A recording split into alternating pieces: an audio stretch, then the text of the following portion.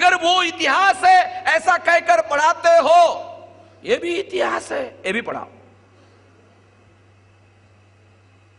अगर दोनों बातें साथ साथ में पढ़ाई जाएगी तो हमारे लोगों को समझ में आएगा कि तिलक के द्वारा जो स्वराज्य का आंदोलन चलाया जा रहा था वो सभी लोगों के स्वराज्य का आंदोलन नहीं था। इमीडिएट समझ में आ जाएगा।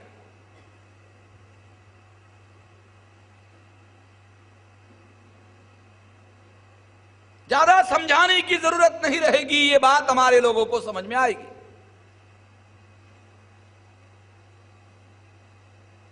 ये जो तिलक का जो स्वराज्य का आंदोलन था, ये क्या था? जिसको अंग्रेजी में तिलक कहा करते थे, होम रूल। मराठी में उसका ट्रांसलेशन कहा जाता था स्वराज्य, जिसको अंग्रेजी में वो कहते थे होम रूल। पढ़ लेना इतिहास में।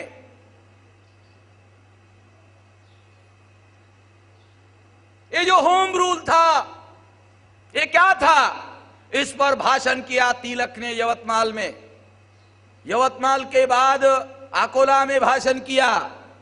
अगर आप यवतमाल से इधर आते हो, बॉम्बे की तरफ आते हो, तो यवतमाल के बाद अकोला लगेगा, अकोला के बाद भुसावल लगेगा।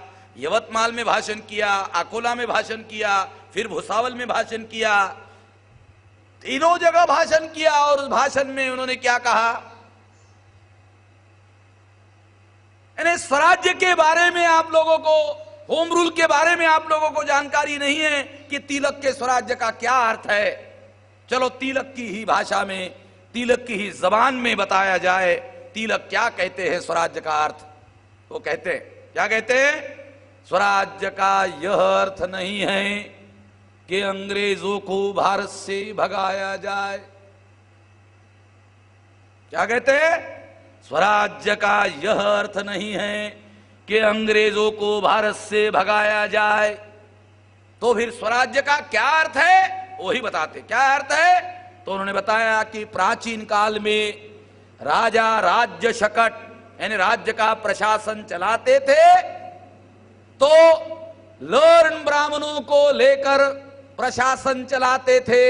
लर्न ब्राह्मणों को लेकर प्रशासन चलाते थे।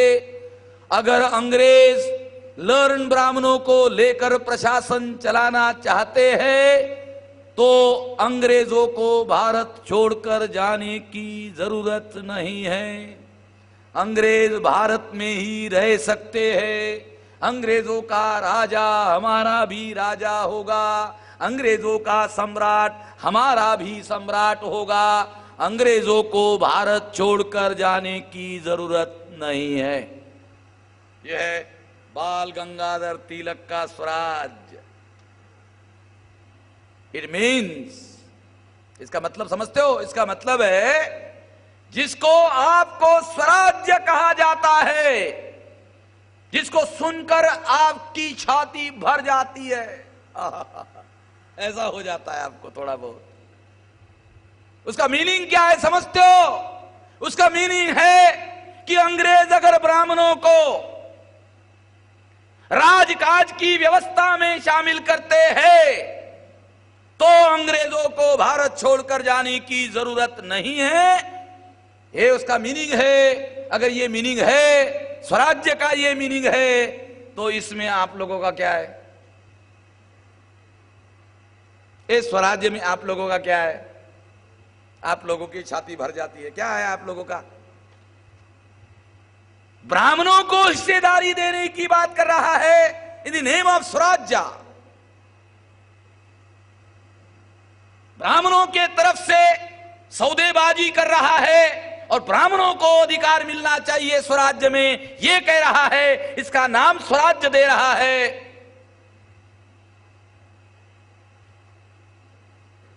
क्या हमारे लोगों को यह इतिहास मालूम है? हमारे लोगों को यह इतिहास मालूम नहीं। बाल गंगाधर मर गए, उसके बाद गांधी जी बाल गंगाधर के उत्तराधिकारी हो गए। गांधी जी 1916 तक भारत में ही नहीं थे। 1885 को तथाकथित आजादी का आंदोलन शुरू हुआ। अगर 1885 को तथाकथित आजादी का आंदोलन शुरू हुआ तो गांधी जी 31 साल तक भारत में ही नहीं थे। 1885 यानी 1900 तक 15 साल और 1916 16 और 15 31 साल गांधी जी भारत में ही नहीं थे। अगर गांधी जी भारत में नहीं थे तो कहां थे? गांधी जी साउथ अफ्रीका में थे। गांधी जी साउथ अफ्रीका में थे। वहां वो बैरिस्टरी करते थे, वहां लड़ाई झगड़ा भी करते थे। रेल के अंदर फर्स्ट क्लास का टिकट निकाला, अंग्रेजों के साथ फर्स्ट क्लास के डब्बे में बैठे।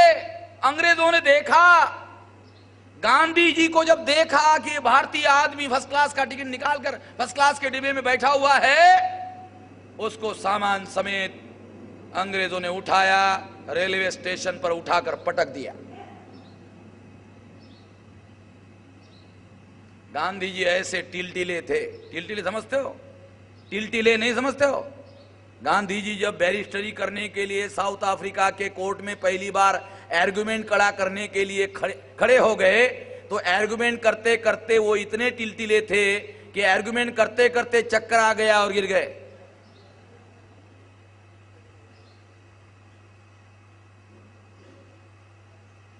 गांधी जी को रेलवे स्टेशन पर उठाकर पटका दिया। गांधी जी को लगा साला इधर साउथ अफ्रीका में रहना खतरनाक है। गांधी जी ने साउथ अफ्रीका छोड़ दिया और 1916 को अपना बोरिया बिस्तर बांधकर भारत आ गए।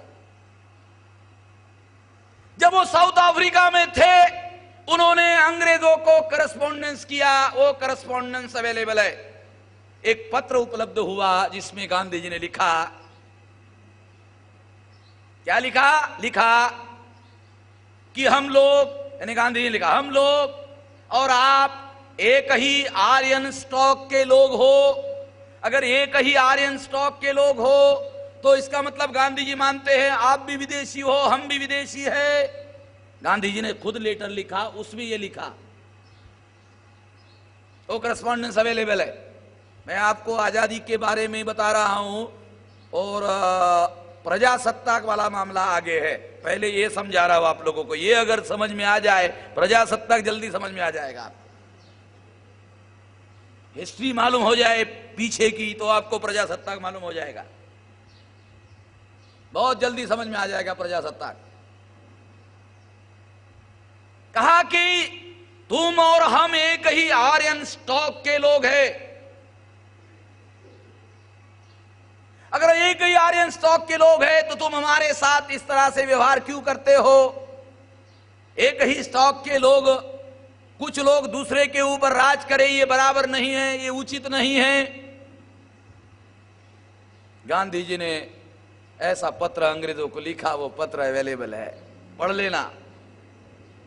उपलब्ध ना हो हमसे ले लेना, हम इसी के पीछे पड़े हुए हैं। गांधी जी का भी हमने एक वर्ण व्यवस्था, जाति व्यवस्था, अस्पृश्यता का समर्थन वाले भाषण जो है, वो भाषणों का एक खंड हमने पब्लिश किया। हमारे बहुत सारे लोगों को, भोले शंकर लोगों को ज्यादा जानकारी नहीं है। वो तो महात्मा ऐसे कर सकता, तो हमारे लोग सोचते महात्मा ऐसे कैसे कह सकता? अरे महात्मा अखबार वालों का बनाया हुआ है भाई, ये मालूम ही नहीं हमारे लोगों को।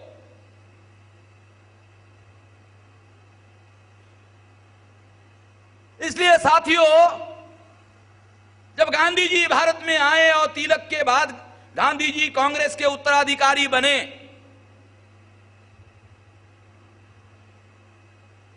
गांधी जी भी हमारे लोगों को, जो 1918 को रिप्रेजेंटेशन देने की बात हो रही है, 1919 का पहला भारतीय अधिनियम बना नहीं हुआ तो उसका अध्ययन करके रिकमेंडेशन करने के लिए साइमन कमीशन भारत में आया तो गांधी जी कांग्रेस के नेता बने थे। गांधी जी ने भी इस सिद्धांत को मान्यता देने से इनकार कर दिया और साइमन कमीशन के विरोध में इसीलिए आंदोलन चलाया। कि कहीं साइमन कमीशन भारत के मूल निवासी लोगों को रिप्रेजेंटेशन देने का काम ना करे, गांधी जी ने इसके विरोध में आंदोलन चलाया। साइमन कमीशन चले जाओ, इतिहास पढ़ लेना।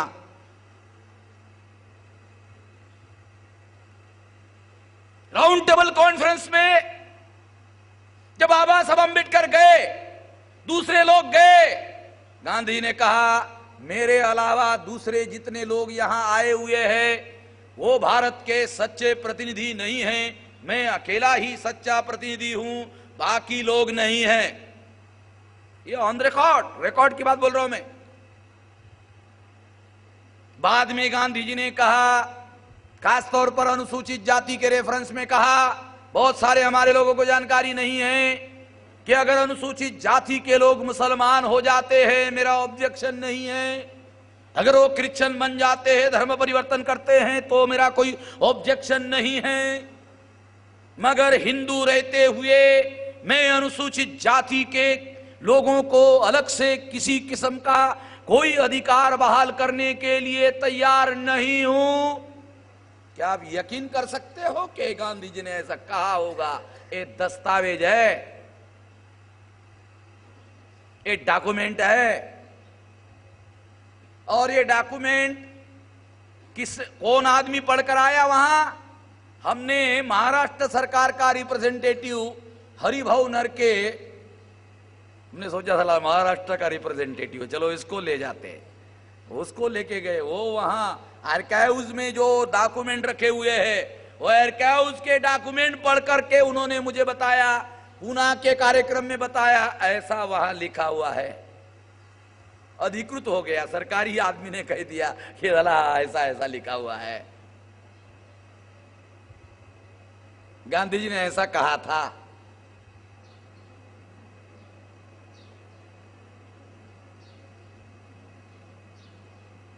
जब बाबा साहब अम्बेडकर को 17 अगस्त 1932 को कम्युनल अवार्ड में अधिकार अंग्रेजों ने बहाल किया तो गांधी जी ने उसके विरोध में उपवास किया और वो सारे अधिकार छीन लिया।